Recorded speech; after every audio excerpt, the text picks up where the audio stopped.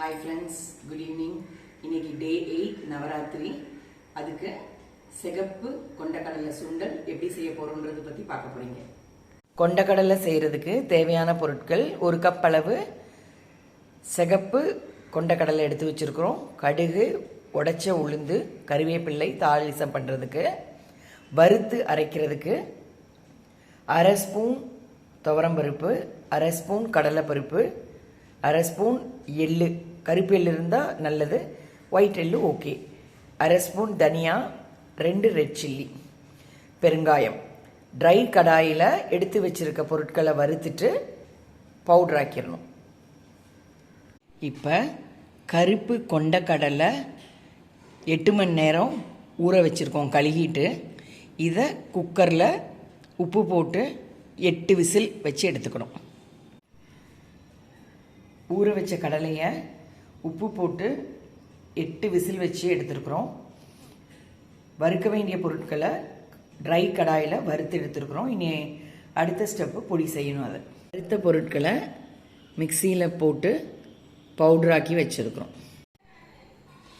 எண்ணெய் நல்லா காஞ்சிட்டுங்க. இப்போ தாளிசம் பண்ண போகிறோம். கடுகு, உடைச்ச உளுந்து,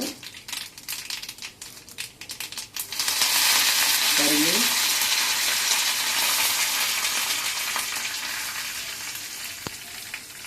பெருங்காயம் கொஞ்சம் ஷார்ப் பண்ணிக்கோங்க.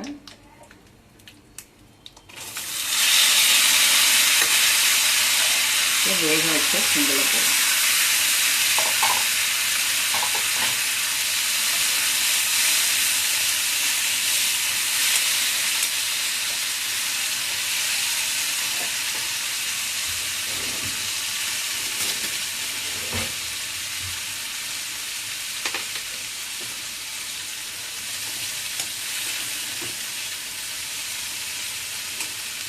இப்போ வறுத்து வச்சிருக்கிற இந்த பொடியை 1 டேபிள் ஸ்பூன்,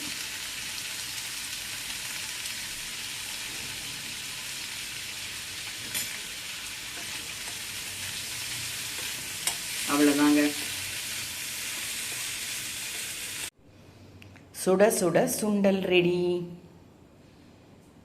பை ஃப்ரெண்ட்ஸ்.